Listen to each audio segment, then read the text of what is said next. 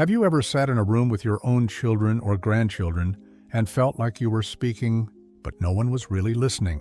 Maybe your words were met with a polite nod. Maybe a distracted uh-huh as they looked at their phones or talked over you. And you quietly asked yourself, when did my voice start mattering less? It's a subtle kind of pain, isn't it? Not loud, not dramatic, just this soft, aching sense of being overlooked, like you've become more of a fixture in the background than a person with thoughts, wisdom, and feelings of your own. You remember the days when your presence grounded the room, when your advice was sought after, when they looked to you for comfort, answers, or just a reassuring voice. But now, you find yourself repeating things, being talked down to, sometimes even dismissed entirely. You don't want to start a fight.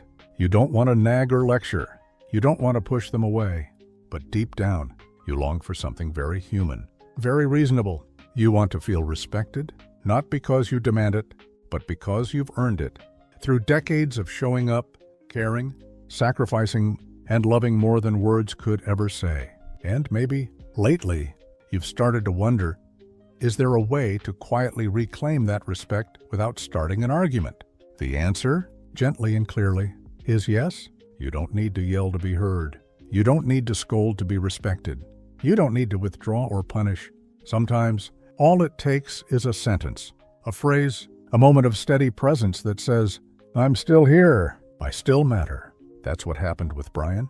He's 75, a retired mechanic and the kind of man who rarely raises his voice.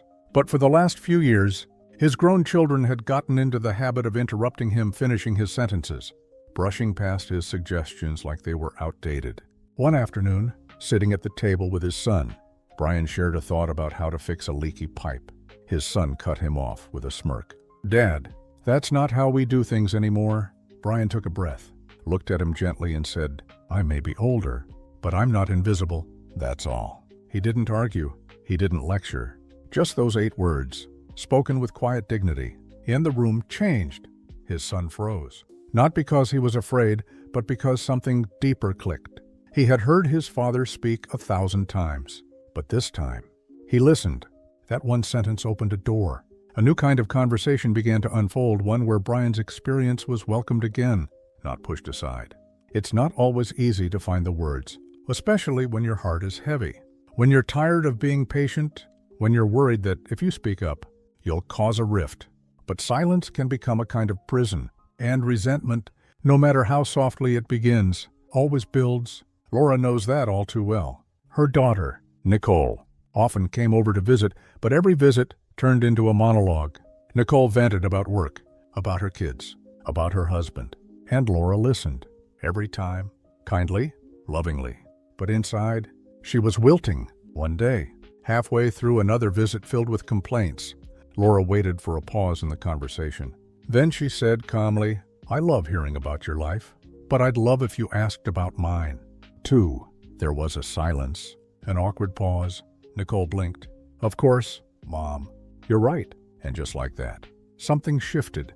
Not because Laura demanded anything, but because she reminded her daughter gently, clearly, that she still had a life, still had value, and still needed to feel heard. You see, these phrases, they're not weapons, they're mirrors. They reflect back to the people in your life what they've stopped seeing. Not out of cruelty, but out of habit, busyness, blind spots. And your presence, your voice, is the gentle tap on the shoulder that says, see me again. Amber, a quiet soul with a bright smile, was always the family helper. Need a ride? Ask Amber. Need a loan? Ask Amber. Need someone to drop everything at the last minute? Amber would say yes. But one day, after missing her own doctor's appointment to babysit her grandchild last minute, again, something changed. The next time her daughter asked, Amber smiled kindly and said, I'm learning to say yes to myself, too. Her daughter laughed at first, thinking it was a joke. But Amber didn't explain. She didn't elaborate. She just held her ground. And something surprising happened. Her daughter stopped assuming. She started planning. She stopped calling only when she needed something and started checking in just to talk. Because when Amber started respecting her own time, her daughter did, too. That's the beauty of these small phrases. They don't force people to respect you. They invite them to, and the invitation isn't loud. It's not emotional. It's not guilt-ridden. It's steady, clear, grounded. It says, I don't need to be loud to be heard. It says, I won't fight with you, but I will stand with me. And that, more than any lecture or outburst, is what teaches people how to treat you. Because when you begin to speak from self-respect instead of frustration, everything around you begins to adjust. Not instantly, not perfectly, but gradually, meaningfully, deeply. You've spent most of your life giving, guiding, supporting. You've been the strong one, the wise one, the quiet one who held the family together more times than anyone realizes. And now it's time for your presence to be met with the reverence it deserves, not by demanding it, but by living it. And it starts with a few small words, just a sentence, spoken softly, from the place in your heart that knows you are still worthy of being seen. There's a certain strength in saying little, but meaning much. It's something you've probably learned over the years. That raising your voice doesn't always raise your respect. That explaining yourself over and over doesn't guarantee you'll be understood. But a single calm sentence, spoken with intention that has weight, that makes people stop, think, look again. And not because they feel scolded, but because, suddenly, they remember who you are. Melissa had always been the peacekeeper, the kind who went along with things just to avoid tension. Family dinners, she never chose the restaurant. Holidays, she adjusted to everyone's schedule. Conversations, she nodded even when she disagreed, just to keep the air calm. But over time, she started to feel like a passenger in her own life, not out of anyone's cruelty, but because, little by little, she'd stopped asserting that she mattered. 2. Then came one simple afternoon, sitting in the living room with her son and daughter-in-law, discussing plans for her birthday. Without thinking, they planned it around their convenience. Mid-afternoon, quick lunch, a place near them, not asking what she wanted, or if it worked for her. And for the first time in years, Melissa said, I'd actually like to choose this year. Her son looked at her, eyebrows raised. Of course, Mom, what would you prefer? Just like that. The dynamic shifted, not because she complained, but because she gently reminded them she was not just someone to plan around, she was someone to plan with. That's the quiet miracle of these small phrases. They don't create conflict. They create clarity. I'd actually like to choose this year. I'm not invisible. I'm learning to say yes to myself. 2. Each one invites those around you to pause and to see you as the whole person you've always been. And what happens next isn't just external. It's internal. You begin to feel something you maybe haven't felt in a long time. Agency, presence, peace. It's not about taking control in the loud, rigid way we often associate with boundaries. It's about showing up in your life again, choosing how you spend your energy, asking for respect not with volume, but with value. That's what Eric discovered after years of being the go-to guy in the family. Car broke down. Call Eric.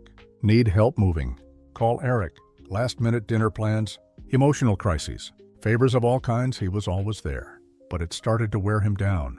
Not just physically, but emotionally, because no one ever asked if he was available. They assumed, and he allowed it. Until one Sunday, when he'd made plans to attend a jazz concert in the park, his niece called in a rush, needing help with an errand. She assumed, as always, he'd cancel everything. But this time, Eric said, I've already got plans today. No anger, no explanation. Just a clear, gentle truth. His niece paused. Oh, I didn't know. I'll figure it out. And that was it. He hung up, got in his car, and went to the concert with a calm heart and a quiet smile. He hadn't made anyone feel bad. He hadn't taught a lesson. He'd just lived his life. And in doing so, he'd reminded someone else. He has a life, too. That's the root of so much tension in our later years, isn't it?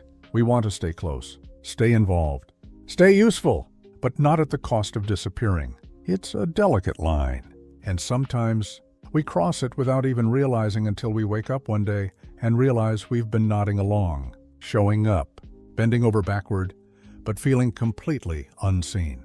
That's when these phrases become more than words. They become turning points, moments where you choose yourself not instead of others, but alongside them. When Nicole was told once again that her ideas were a bit outdated, she didn't defend herself. She simply replied, "Experience is not the same as being old-fashioned." And the room fell silent, not in offense, in realization, Because when people forget your value, it's not always intentional. Sometimes they need a mirror, and your voice calm, clear, rooted in self-respect can be that mirror. The key is to speak from your center, not your anger. To remind, not to retaliate. To say, I'm still here, in a way that echoes louder than any raised voice. You've seen enough life to know that fighting rarely leads to listening. But respect, that grows in the spaces where we stop apologizing for our truth. You are not here to be accommodated out of pity. You are not here to be quiet just to keep the peace. You are not here to agree with everything just to feel included. You are here to be yourself, fully, kindly, unapologetically.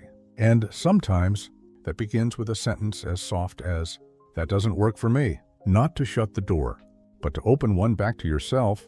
There's a calm that comes over you when you stop trying to be everything for everyone. Not because you've stopped caring, but because you've started caring differently, deeper. Starting with yourself, it doesn't happen all at once. There's no switch you flip. It begins slowly, in moments that might seem small from the outside but feel monumental on the inside. Moments like saying, "No, I can't do that today," without guilt trailing behind your voice. Moments like replying, "I have thoughts on that," if you're open to hearing them, instead of staying silent.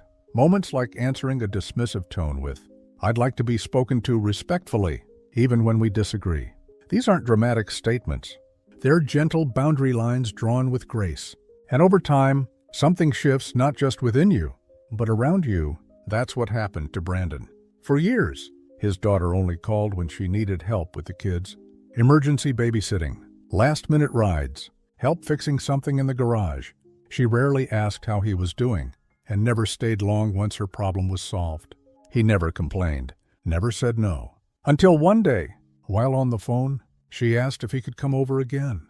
With urgency, he paused and said, "You know, I'd love to help, but I also love when we talk just because." There was silence. Then came a surprised laugh. "You're right, Dad. I'm sorry. I don't call enough." And from that day on, the calls began to change. Not every call, not overnight, but slowly. She started asking about his day, inviting him for coffee, not just favors. She started seeing him again not just as a fixer or a helper, but as her father, as a man with a heart and life of his own. Sometimes, the most powerful change comes not from what you refuse, but from what you softly name. The longing to be included, the ache of being overlooked, the quiet need to feel seen. And when you name it not with blame, but with truth, something beautiful happens. People begin to respond, not because they've been corrected, but because they've been awakened. They remember you, not as the one who always absorbs everything, but as someone with depth, dignity, a presence that calls for care, not pity, not appeasement, but respect. That's what happened with Tiffany. Her adult children were always joking about her old ways, laughing about her routines, her opinions, her advice.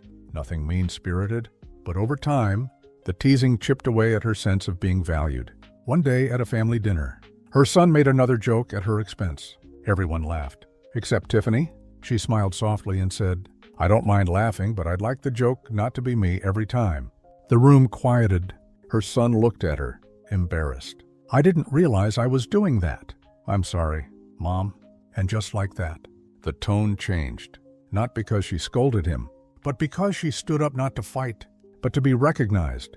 It's in these kinds of moments that something deeper begins to take root. You start to feel lighter, not because everyone's treating you differently, but because you're treating yourself differently. You start prioritizing your peace, even in small ways, choosing when to speak, when to walk away, and when to simply breathe and let the silence speak for you. You start realizing that dignity isn't loud. It doesn't plead or demand. It simply stands, and that standing quietly, fully, steadily is what begins to call others back to respect. Justin, a widower in his late 60s, used to say yes to every invitation, every family ask, because he didn't want to feel alone. But the more he said yes, the more taken for granted he felt. His time was never considered. His needs were secondary. One weekend, his nephew asked him to help move apartments on short notice. Justin had already planned a weekend fishing trip, a small joy he rarely gave himself. For the first time, Justin said, "I have something planned, maybe another time." No explanation, No apology. And what did his nephew say? Of course, Uncle Jay, enjoy your weekend? That was it. No guilt trip, no fallout. Just a simple, mutual understanding that Justin's time matters, too. Because here's what's true. People often treat you based on the version of yourself you present. If you constantly show up as someone who never says no, who tolerates dismissiveness, who stays quiet to keep harmony, you unintentionally teach them that's what you'll always be. But the moment you show them something else, a quieter strength, a clear boundary, a phrase that recenters the conversation, they begin to adjust. Not because you've changed who you are, but because you've started honoring all of who you are. That's what makes these small phrases so powerful. They're not tricks. They're not tactics. They are truths, spoken in a tone that invites connection instead of conflict. And when you live from that space, when you embody that quiet dignity, people don't just hear you differently. They see you differently.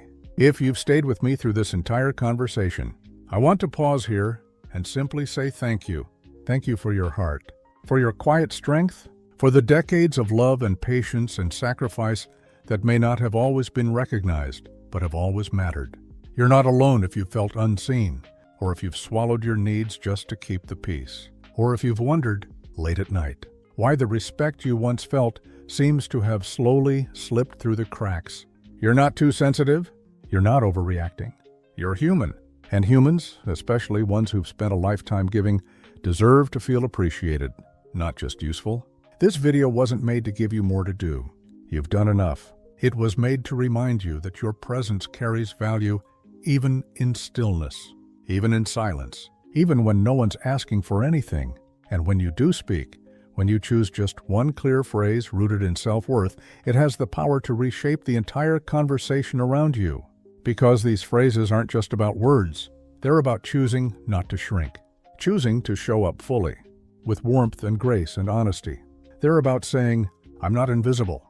I have something to add here. I'd like the same respect I give, not to punish, but to realign, because when you model respect without drama or blame, it sets a quiet standard, one that others rise to meet. So if you've ever asked yourself, why do they speak to me that way? Why do they only call when they need something? Why do I feel like I'm fading into the background? Let this be your reminder. You don't have to beg for better. You only have to be better to yourself. The rest will begin to follow. And it's never too late, never too far gone.